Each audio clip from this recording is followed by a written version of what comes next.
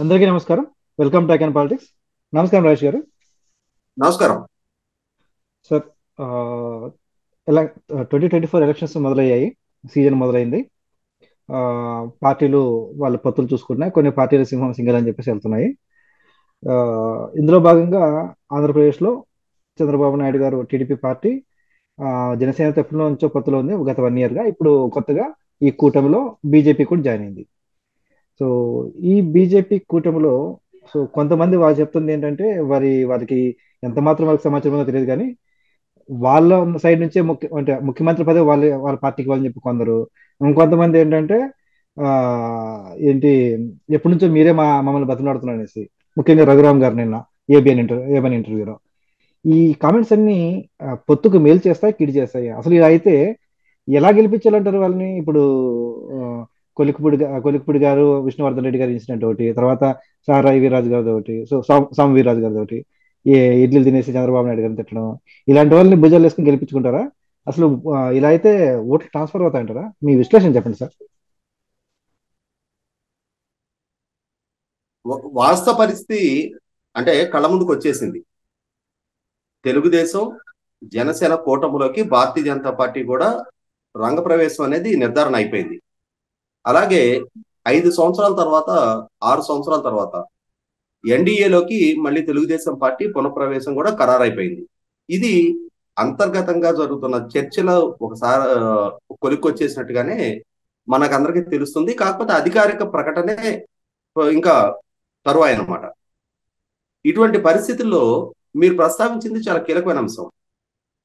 ఇవాళ అధినాయకుల స్థాయిలో అమిత్ షా గారు, చంద్రబాబు నాయుడు గారు కూర్చొని, నడ్డా గారు, చంద్రబాబు నాయుడు గారు కూర్చొని 2 పార్టీల మధ్య పొత్తు ఖరారు అని చెప్పని ఒక నిర్ణయం తీసుకుంటే, అది రూట్ లెవెల్లో సఫలీకృతం అవ్వాలి అని అంటే 2 శ్రేణుల మధ్య కూడా ఒక ఎమోషనల్ కనెక్టివిటీ ఉండాలి. 2014 కానీ లేదు 1999 నాటికి కానీ తెలుగుదేశం భారతీయ జనతా పార్టీ మధ్య అటువంటి అవినాభావ సంబంధం ఉండేది. 1984 నుంచి కూడా Telugu Desam party, Bharatiya Janata party anti Congress ideology తోటి 2 వేర్వేరు రాజకీయ పార్టీలు అన్న ఆలోచన కూడా ఉండేది కాదు. దేశంలో ఎక్కడ ఏ రాష్ట్రంలో భారతీయ జనతా పార్టీ విజయం సాధించినా కూడా అది మన విజయంగానే, మన ఘనతగానే తెలుగుదేశం శ్రేణులు అంటే వీళ్ళు కూడా సంబరాలు చేసుకునే పరిస్థితి. మీరు ఆ రోజుల్లో ఎన్టీ రామారావు గారి నాయకత్వంలో తెలుగుదేశం పార్టీ ఆంధ్రప్రదేశ్ లో పురోగమిస్తున్న సందర్భంలో అస్సాంలో అస్సాం గణ పరిషత్ విజయం సాధించిన, కాశ్మీర్ లో నేషనల్ కాన్ఫరెన్స్ విజయం సాధించిన, లేదు పంజాబ్ లో అకాలీదళ్ విజయం సాధించినా కూడా కాంగ్రెస్ పార్టీ ఓటమిని తమ గెలుపుగా తెలుగుదేశం శ్రేణులు ఆ రోజుల్లో ఫీల్ అయ్యాయి. అటువంటి అవినాభావ సంబంధం యాంటీ కాంగ్రెస్ పార్టీలతో తెలుగుదేశం పార్టీకి ఉండేది. 1984లో ఇందిరాగాంధీ గారి హత్య తర్వాత జరిగిన పార్లమెంట్ ఎన్నికల్లో భారతదేశ వ్యాప్తంగా భారతీయ జనతా పార్టీ ఇందిరాగాంధీ గారి హత్య తాలూకు సానుభూతి పవనాల్లో కేవలం 2 స్థానాలకు పరిమితమైంది. దేశవ్యాప్తంగా 2 స్థానాలకు పరిమితమైంది పార్లమెంట్ ఎన్నికల్లో. ఆ 2 స్థానాల్లో కూడా ఒక స్థానం ఆంధ్రప్రదేశ్ రాష్ట్రంలో తెలుగుదేశం పార్టీ తోటి అలయన్స్ గా హనుమకొండ నుంచి జంగారెడ్డి గారు గెలిచారు. అంటే తెలుగుదేశం సపోర్టు మొత్తం భారతదేశం మీద భారతీయ జనతా పార్టీకి దక్కింది ఒకే స్థానం. ఆ స్థాయి నుంచి భారతీయ జనతా పార్టీ గ్రాడ్యువల్ గా పురోగమిస్తా వచ్చింది అనేది వాస్తవం. ఇవాళ నిన్న రాత్రి ఏబిఎన్ చర్చ, మీరు ప్రస్తావించిన చర్చ నేను కూడా ఫాలో అయ్యాను. భారతీయ జనతా పార్టీ ప్రతినిధిగా ఉన్న రఘురామ్ తెలుగుదేశం పార్టీ సంవత్సర కాలంగా ప్రాధేయపడుతూ మా చుట్టూ తిరుగుతుంది అని చెప్పని, అంటే పొత్తు కోసం ప్రాధేయపడి వెంపర్లాడుతూ మా చుట్టూ తిరుగుతుంది అని చెప్పని తెలుగుదేశం పార్టీని, తెలుగుదేశం నాయకత్వాన్ని చులకం చేస్తా మాట్లాడుతున్నాడు. మనకున్న సమాచారం వరకు అమిత్ షా గారు కాల్ చేసి పిలిస్తే చంద్రబాబు నాయుడు గారు ఢిల్లీ వెళ్ళారు. తెలంగాణ అసెంబ్లీ ఎన్నికలకు ముందు చంద్రబాబు నాయుడు గారు అరెస్టుకు ముందు ఒకసారి జరిగింది అది. తర్వాత ఫిబ్రవరి నెలలో ఒకసారి పిలిపించారు, మళ్ళీ ఇప్పుడు ఒకసారి పిలవడం జరిగింది. అంటే మరి ఎవరికి ఆహ్వానం పంపారో రఘురామ్ మొట్టమొదట స్పష్టం చేయాలి. ఎవరెవరికైనా పంపిణీ 2 రాజకీయ పక్షాలు ఒక మ్యూచువల్ కన్సెంట్ తోటి ఒక ఎన్నికలకి సమాయత్తం అవ్వాలి, కలిసి పోటీ చేయాలని ఒక నిర్ణయం తీసుకుంటున్న సందర్భంగా ఇవాళ ఆ ఒక పార్టీ రెండో పార్టీని చులకం చేస్తూ మాట్లాడటం అనేది 100% ఆక్షేపణీయం.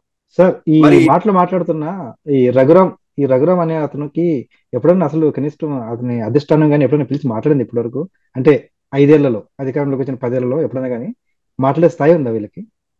ఇక్కడ ఒక విషయం గుర్తు చేసుకోవాలి మనం. నాకు గుర్తున్న వరకు ఈ రఘురామ్ది వెస్ట్ గోదావరి అనుకుంటున్నా. మరి అతను నేటు ఏ నియోజకవర్గం తెలియదు.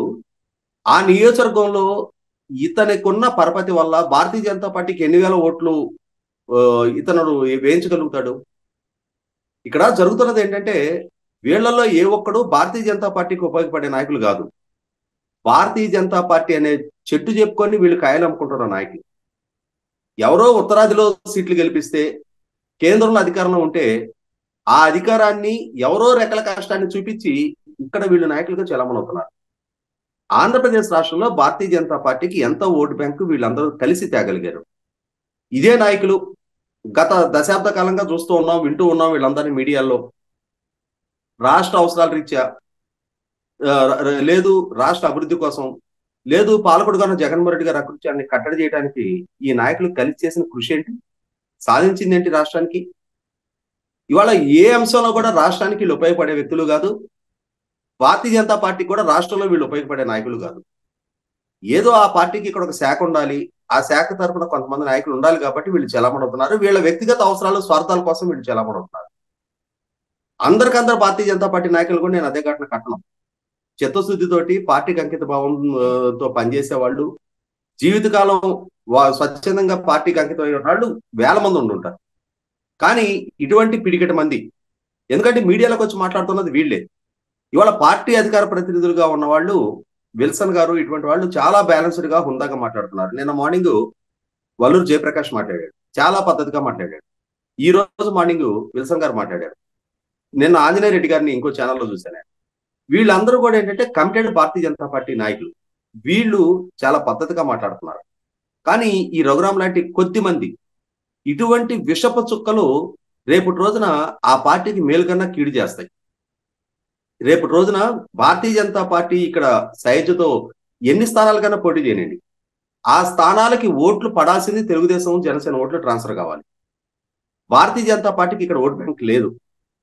కేంద్రంలో అధికారంలో ఉన్న కారణంగానే వాళ్ళతోటి సైజుకి ప్రయత్నం చేయటం, సైజు కుదుర్చుకోవటం. అటువంటి పరిస్థితుల్లో ఓటు ట్రాన్స్ఫర్ ప్రాపర్ గా జరగాలి అని అంటే ఎమోషనల్ కనెక్టివిటీ శ్రేణుల మధ్య బలపడాల్సిన అవసరం ఉంది. ఒక పక్క ఇక్కడ బలంగా ఉన్న పార్టీని చులకన చేసే వ్యాఖ్యలు చేస్తా, ఆ శ్రేణుల మనోభావాలను దెబ్బతీస్తా, రేపటి రోజున వాళ్ళ అభ్యర్థుల విజయావకాశాలను వాళ్లే దెబ్బతీసుకుంటారు. ఇదే వ్యాఖ్యలు, ఇదే వరవడు కనుక కొనసాగితే అవసరమైతే కాంగ్రెస్ పార్టీగా నేద్దామనే పరిస్థితులకి దారితీపిస్తారు వీళ్ళు. ఇది ఏ స్థాయిలో కూడా భారతీయ జనతా పార్టీకి మేలు చేసే వైఖరి కాదు. ఎందుకంటే ఒకసారి చరిత్ర ఈ రఘురామ లాంటి వాళ్ళకి గుర్తుండదా, లేదు తెలిసి కన్వీనియంట్ గా మర్చిపోతారా? మీడియాలోకి రాగానే జగన్మోహన్ రెడ్డి మీద ఉండే భక్తి భావం పొంగుకొస్తో తెలియదు. ఇవాళ 1984లోనే కాదు, 1996లో జాతీయ స్థాయిలో భారతీయ జనతా పార్టీ సింగిల్ లార్జెస్ట్ పార్టీగా అమర్చేయండి. ఆ రోజు రాష్ట్రపతి గారు అటల్ బిహారీ వాజ్పేయి గారిని ప్రభుత్వం ఏర్పాటు చేయమన్నారు. కానీ వారికి సంఖ్యాబలం లేదు. లేకున్నా సరే ప్రభుత్వం అంటూ ఏర్పాటు చేస్తే ఎవరో ఒకరు ముందుకొచ్చి మద్దతు ఇవ్వకపోతారా అని చెప్పని వాజ్పేయి గారు ప్రధానమంత్రిగా ప్రమాణ స్వీకారం చేశారు. వాజ్పేయి గారు లాంటి అంటే అత్యంత క్రెడిబిలిటీ ఉన్న నాయకుడు ప్రధానమంత్రిగా ప్రమాణ స్వీకారం చేసిన ఒక్క పార్టీ కూడా ముందుకొచ్చి భారతీయ జనతా పార్టీకి మద్దతు ఇవ్వాల. 13 రోజుల్లో ప్రధానమంత్రిగా వాజ్పేయి గారు రాజీనామా చేయాల్సి వచ్చింది, విశ్వాస పరీక్షని ఎదుర్కొనే స్థైర్యం లేక. అటువంటి స్థితి నుంచి తెలుగుదేశం పార్టీ మద్దతు తెలిపిన తర్వాత మాత్రమే 1998లో వాజ్పేయి గారి నాయకత్వంలో సుస్థిర ప్రభుత్వం ఏర్పడింది. అది 1999లో కూడా మరొకసారి కొనసాగి 2004 వరకు, అంటే 1996లో 13 రోజులకి ప్రయోగం వైఫల్యం చెందితే అదే ప్రయోగం విజయవంతం అయింది అని అంటే తెలుగుదేశం చంద్రబాబు నాయుడు గారి నాయకత్వంలో తెలుగుదేశం పార్టీ ముందుకొచ్చి మద్దతు ఇచ్చిన తర్వాతే.